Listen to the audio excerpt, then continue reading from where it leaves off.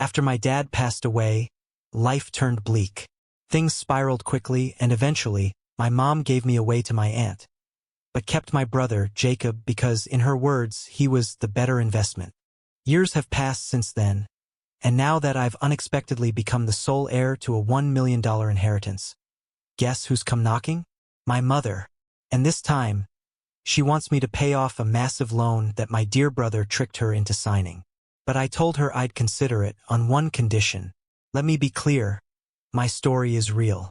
It's messy, it's painful, and it took everything in me to finally talk about it without falling apart. I'm not looking for pity. I just want to share what I've been through because no child deserves to be discarded the way I was. I was 6 years old when my father died in a tragic accident. I don't remember the details, but I remember him. I remember the way he made me feel loved, safe, seen. And I've spent my entire life chasing that same warmth because I never got it from my mother, Amber. It was always clear I wasn't wanted. My older brother Jacob, on the other hand, was everything she could have dreamed of. I noticed the favoritism even when I was a child, but I didn't grasp just how deep it ran until much later. Today, I'm estranged from both of them, and I've made peace with that. Or at least I thought I had. My dad was the backbone of our family. He came from money, worked hard, and supported all of us. I know this not from him, but from my Aunt Josephine, his sister, who took me in when I had nowhere else to go. She's the reason I remember my dad for who he was. She made sure his memory didn't fade. When he passed, the weight of keeping our family afloat fell solely on my mom. Jacob was 10, I was 6. We did what we could, helped with chores, stayed out of the way, but the stress was too much for her. We moved not long after, unable to keep up with rent. I don't know the full story behind our financial downfall, but I do remember my mom becoming someone entirely different. Distant, exhausted, angry.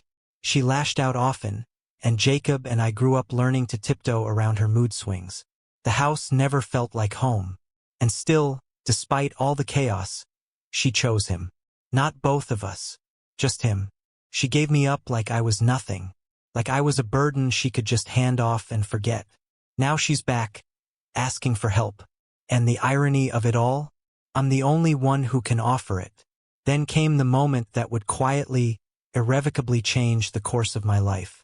I was 7 years old, a little over a year after my dad passed away, when Mom came to me with tears streaming down her face. She knelt down to my level, gently cupped my cheek, and said she needed to send me to stay with Aunt Josephine for a while. I remember the way her voice cracked when she said it, like she was trying to hold herself together. At the time, I didn't think much of it. In fact, I was thrilled. Aunt Jo had always been warm and kind to me, and I assumed it was going to be a family trip, me, Mom, and my older brother Jacob. A little escape, a vacation. But then Mom clarified, it would just be me. Jacob and she were staying behind. I was confused, but still excited, too young to grasp the full weight of what was happening. I packed my little bag eagerly, said goodbye with a hug, and climbed into the back seat of Aunt Jo's car with my favorite stuffed animal in tow. The first week was magical. Aunt Josephine took me shopping, let me eat dessert before dinner, and even painted my nails with little stars on them. Mom called every day. Her voice was soft and familiar, like a warm blanket over the phone. I missed her, but I felt okay. I believed this was temporary. But then summer began to fade. The back-to-school ads filled the TV and windows of stores, and Mom still hadn't come to take me home. I remember the day I asked Aunt Jo when I'd be going back. I was sitting at the kitchen table, swinging my legs under the chair, hoping she'd say, "Tomorrow." Instead, she paused, then said softly, "It'll be a little while longer, sweetheart." "But school's starting," I told her. "I have to go back." "We'll enroll you here," she replied, brushing hair out of my eyes. "Just for now." I was afraid, but I adjusted. I learned the names of my new teachers, memorized the hallways of a new school, tried to smile when people smiled at me. But my heart was never really there. I clung to the idea that this was just a pit stop, that at any moment, Mom would show up and wrap me in her arms and take me home. Soon, even the magic faded. I started waking up with a heavy weight in my chest. I missed my mom. I missed Jacob. I missed the smell of our old house and the way the sunlight came through my bedroom window in the late afternoons. Every day after school, I'd come home, close my bedroom door, and cry until I couldn't anymore. And Mom's calls? They came less and less. Then one day, when she finally did call, I asked the question that had been living in the back of my throat for weeks. "When are you coming to get me?" She hesitated, then said gently, "2 weeks. I'll be there in 2 weeks." Those were the happiest 2 weeks of my life. I told everyone, my teacher, my classmates, even the lunch lady, that I was going back home. I counted down the days with so much excitement that I could hardly sit still. But 2 weeks came and went. No suitcase. No car in the driveway. No mom. The worst part wasn't even the heartbreak. It was the humiliation. Everyone at school thought I had lied. The whispers, the giggles behind my back. They stung more than I could explain.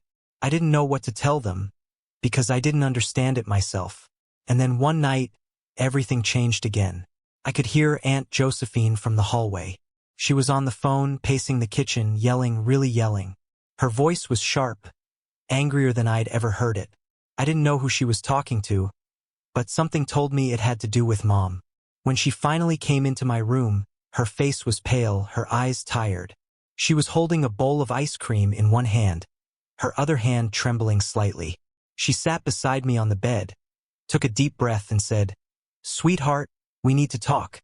Somehow, even at that age, I knew this was about Mom. And I knew, deep in my chest, in a way I couldn't explain, that things were never going to go back to how they were. Not ever again. She told me I'd be staying with her for a while, maybe a year, before Mom would come to get me. Even at that age, I knew it wasn't true. Deep down, I understood that Mom wasn't coming back for me, and that I had been handed over to Aunt Jo for good. I asked if she was being honest, and to her credit, she didn't lie. She told me she was saying what she hoped would happen, but that she couldn't promise anything. I cried a lot that night, and she cried with me. But in a strange way, it was still a good night. That was the moment a part of me quietly accepted that this was going to be my new life. After that, Aunt Jo and I became really close.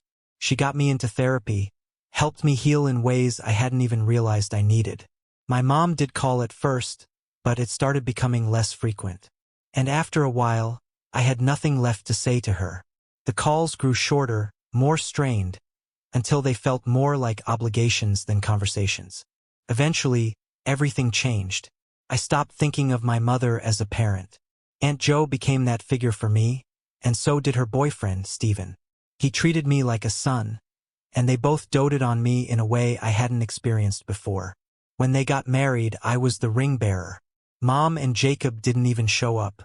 And honestly, that was it. That was the moment I let go of whatever thread was left between us. I was done. I was around 12 then, and after that day I stopped answering her calls. After a few more tries, she stopped calling altogether. I had a new family, my own family, and sure, there were days when it hurt, when I wondered if there was something fundamentally wrong with me, something that made my own mother send me away. But Aunt Jo was always there. She loved me through the pain.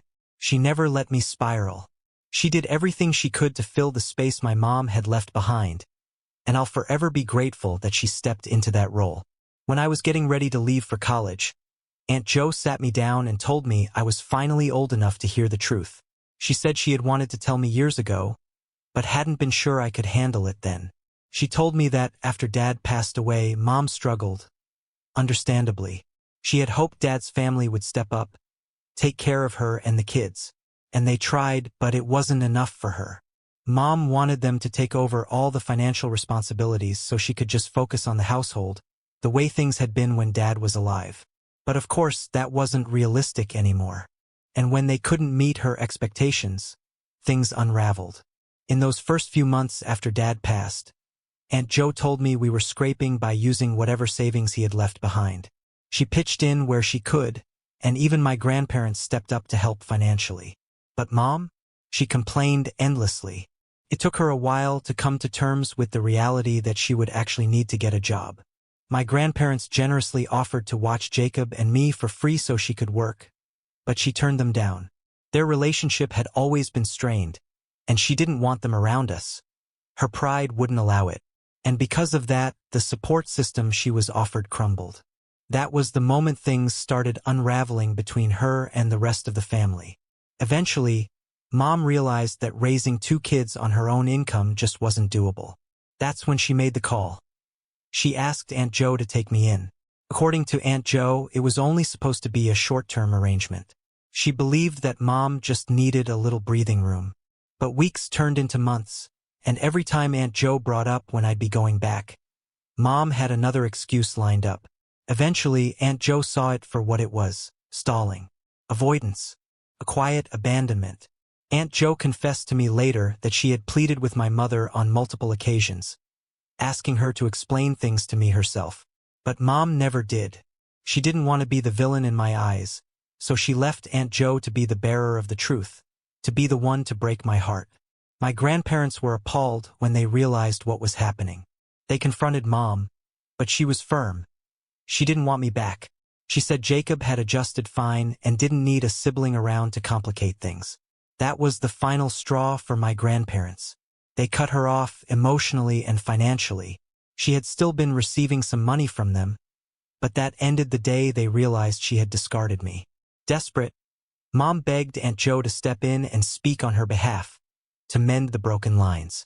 But Aunt Jo refused, and from that point on, they barely acknowledged each other. Aunt Jo tried to soften the blow by telling me maybe Mom truly believed I'd have a better life away from her. But I knew better. I always did. Even when I was just a kid, I could feel the imbalance. Mom favored Jacob. It wasn't subtle. He was the son she adored, the one she protected and nurtured. I was extra, an afterthought, a burden she didn't want to carry. So she let me go, just like that. One day I was her child, and the next I was gone. Like a box she no longer had room for. That was my reality. That was the truth I had to learn to live with. That night was one of the hardest of my life. I cried until my chest ached, until my voice was hoarse and the tears just wouldn't stop. Aunt Jo and Uncle Stephen sat with me the whole time. They cried too.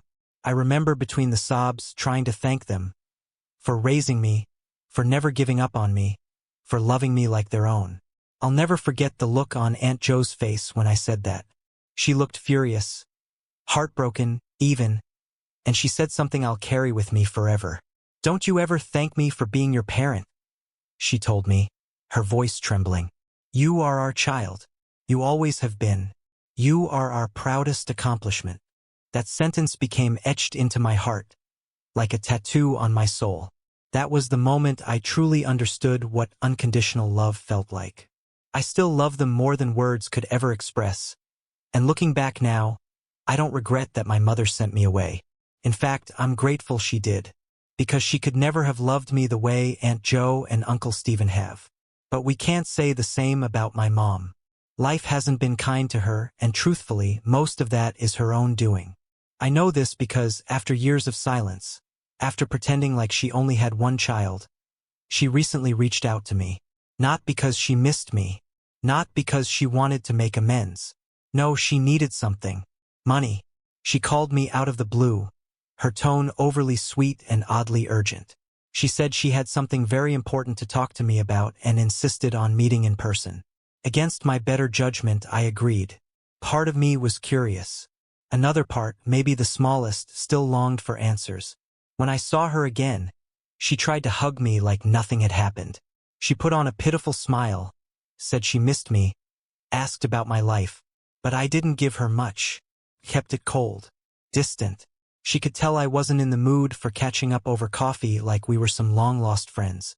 That's when she finally told me the truth. Jacob, her golden child, the one she had chosen over me, had scammed her. Couldn't help it. Somewhere deep down, I felt a bit smug. She'd pushed me away, gambled everything on him, and now here she was, with her world crumbling around her, asking me for help. She told me how, a few years ago, Jacob came to her with a business opportunity. Some tech startup idea he wanted to invest in with his friends. She admitted she didn't understand any of the details, called herself technologically clueless. But she said she believed in him. She trusted him. And of course, the catch was they didn't have the money to invest. She had spent her life working low-wage jobs, never finished college, and barely got by paycheck to paycheck. But Jacob had always been her dreamer, her brilliant boy. When he was laid off during the pandemic, he threw himself into these startup schemes, chasing the idea of easy money. She told me he made a compelling pitch, showed her numbers, plans, projections, and eventually convinced her to sign off on a huge loan in her name. She used her savings and whatever income she had to begin paying it back. And for a while, Jacob seemed hopeful, excited. She believed it was going to work. But of course, it didn't. But then something strange started happening. Jacob stopped looking for work altogether. That's when my mom began to worry. She tried pushing him, encouraging him to apply for jobs, but he kept brushing her off, saying he didn't need to work anymore. According to him, his investments were taking care of everything. Except my mom doesn't believe there were ever any investments. She's convinced Jacob was lying the entire time and just blowing through money on who knows. And now that it's all gone, she's the one left holding the bag.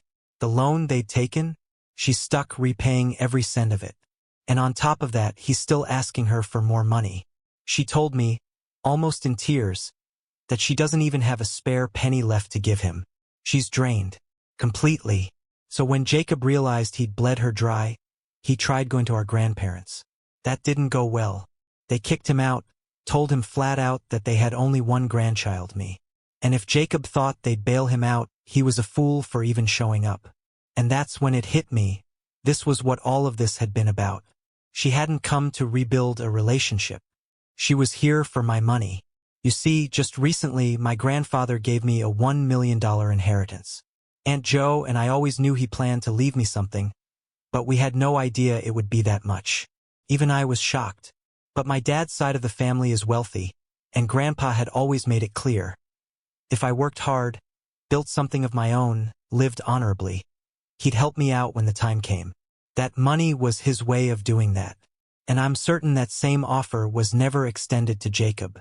Not just because he's not blood-related, but because he embodies everything my grandparents dislike. Out of work for years, no ambition, mooching off our mom while acting like a victim, and worst of all, manipulating the very woman who worked herself to the bone just to give him a decent life. Jacob got nothing. And now Mom was sitting in front of me, years later, practically with a begging bowl in hand, hoping I'd swoop in and rescue her golden boy with the money I had earned through trust, discipline, and resilience. I cut her off mid-sentence, told her straight. She wasn't getting a single penny of that money. She immediately stopped talking, tried to backtrack, insisting that wasn't why she came. But I saw through it. I told her I knew exactly why she had shown up after all these years. And I made it crystal clear. She was going to get exactly as many dollars from me as the number of times she had come to visit me since dropping me off at Aunt Jo's for that so-called little vacation, which, for the record, was 0. Tears glistened in her eyes, but I felt nothing. No sympathy, no softness, no obligation to be gentle. She never offered me that grace, so why on earth should I extend it to her now? She pleaded with me, saying I had the means to help them, that we were still family. I stared at her coldly. You stopped being family the moment you gave me away like I was disposable, I told her. Jacob probably wouldn't even recognize my face. But now that you need something, suddenly I'm your son again? How convenient. Her sobs became louder, messier, more desperate. But the only thing I felt was rage. A slow, seething fire that had been simmering for decades. I could help her, sure. I had the resources. Paying off Jacob's debt wouldn't dent my finances. But the truth was I didn't want to, and that alone was enough. Still, I couldn't let it end there. I wanted her to feel what I had felt all those years ago. Powerless, small, discarded. So I offered her a deal. I'll pay off every penny of Jacob's debt, I said slowly. But under one condition. Her expression shifted instantly, hope flashing through the tears. She wiped her face and nodded eagerly. Anything, she whispered. I'll do whatever it takes. I want to earn your forgiveness. That's when I dropped it. You'll apologize to me. Not in private, publicly. You'll admit you gave me away because you loved Jacob more. because you thought he was worth more. And since you now see me as part of the family again, you'll also repay Aunt Jo for every dollar she spent raising your son." I watched the blood drain from her face. She looked like she'd seen a ghost. That number alone would easily dwarf Jacob's debt. But worse than that, the shame, the humiliation, the truth laid bare for everyone to see. She accused me of being vindictive, of being unrecognizable. She said this wasn't the son she raised. And I replied, "You didn't raise me. Aunt Jo did. You abandoned me. So don't act surprised when I turn out nothing like the son you wanted." I gave her 1 week. 1 week to decide whether her pride was worth more than Jacob's future. Whether she could finally pay the price of the choice she made all those years ago. I know it was harsh, cruel even, but I can't tell you how vindicated I feel. It's been 7 days since I last saw my mother, and there's been complete radio silence since. I know she doesn't have the guts to apologize, and she definitely doesn't have the money to repay Aunt Jo. Well, that's too bad. She and Jacob can rot together for all I care. She did reach out, though not to me but to Aunt Jo. And as expected, Aunt Jo called me soon after. She didn't yell, but her disappointment came through loud and clear. She told me she understood that I didn't want to help Mom, and she agreed that I had every right to feel that way. But, she added, this wasn't the way to handle it. According to her, there were 100 other ways. I could have made it clear that I wasn't going to be their bailout plan. She told me I had been unnecessarily brutal, that what I did solved nothing, and that she had raised me better. She's right. And the thing is, she's the only person who gets to say that to me. I told her as much. I also told her that yes, what I did was uncharacteristic of me. But I'd been sitting on that resentment for years, and it was bound to come out eventually. Did I go too far? Maybe. Do I regret finally saying what needed to be said? Not for a single second. If that makes me a bad person, then fine. So be it. It wasn't a good conversation, but I think we both understood where the other was coming from. I have no doubt Mom spun her usual sob story, and Aunt Jo, being the deeply empathetic person she is, felt sorry for her. That's just who she is. She also gave me a heads up that I might be getting distressed communication from Mom, who's apparently falling apart at the seams. I told her that if she ever speaks to my mother again, she should pass along one message. Eat something. And never call my number again. Because there is no way in 7 hells that I'm going to help her. That's not what Aunt Jo wanted to hear, but it's my truth. My mother and my brother are not my family. They're dead to me, and there's nothing they can do to change that. Then came the final blow. Jacob got arrested. I was at work when an unknown number popped up on my phone. I almost didn't answer, but something told me to pick up. It was her. My mother. Hysterical. Rambling. Crying. Saying she had no one else and that I had to help her. She wasn't just asking for money this time. This was real trouble, she said. I asked her what had happened, and that's when she told me. Jacob had been arrested for possession and distribution of drugs. She swore up and down that she had no idea he was into any of that. Claimed she was blindsided. Said he wasn't that kind of boy. But you know what? He was, and she chose him. Every single time. The cops are really cracking down hard on this one. Apparently, whatever Jacob was selling caused some seriously dangerous reactions in his customers. Long story short, he's done. There's no way we can bail him out, and with the way the courts are treating drug offenders these days, I honestly don't think he's ever going to see the light of day again. From a practical standpoint, fighting for him is a lost cause. But my mom doesn't see it that way. She told me she wants to hire a lawyer to defend him, to prove his innocence. The irony is, she knows he's not innocent. She admitted that to me in the very same conversation. But somehow, despite that, she still thinks it's worth throwing more time and money into saving him. Then came the real reason she called. She wanted me to help her pay for it. She said she had already gone to Grandpa, but he slammed the door in her face. Literally. And not before telling her. A junkie is no grandchild of mine. That was a dead end. Aunt Jo won't help her either. I don't know if she's asked anyone from her own family, or maybe she has and they've already turned her down too. She told me I was her last resort. That if I didn't help, Everything she had ever sacrificed in her life would mean nothing. She said I had a duty to my brother, and to the memory of my father, and she believed I would do whatever it took to save Jacob. Honestly, I wanted to laugh. I really did. But this time I chose to be more composed. I told her calmly that even if she expected me to help, that expectation was misplaced. I don't feel any kind of emotional bond with her or Jacob anymore. There's nothing left between us, no warmth, no history worth holding on to. And while I do have the money, I have absolutely no intention of using it to help them. I told her I could see why she came, because of her golden boy. But what she didn't realize was that she no longer had the luxury of trying to mend things with me, just to use me for his benefit. I was gentle, but I didn't back down. I told her directly I wouldn't be helping in any way, and the more she tried to reach out, the more time she was wasting, because I wasn't going to change my mind. I ended by telling her I was sorry it had to be this way, but in the end, she made the choice. The moment she left me behind, she set all of this in motion. She was crying on the phone, saying how sorry she was. But I told her straight up, sorry doesn't cut it. Even if she truly meant it, which I seriously doubt, it wouldn't give me back my childhood, and it sure as hell wouldn't erase the trauma. So, yeah, maybe she's sorry now, but I told her I wasn't going to forgive her. Reaching out to me for help wasn't going to get her anywhere. Then I hung up and blocked her number. Again. I know I probably sound like a monster to some of you, but honestly, I don't feel anything for her. I really don't. I wish I could explain it better, but that's just the truth. As for Jacob, he can rot in jail. From the sound of it, that's exactly where he belongs. And even if, by some miracle, he manages to get out, I couldn't care less. I'm not part of their lives anymore.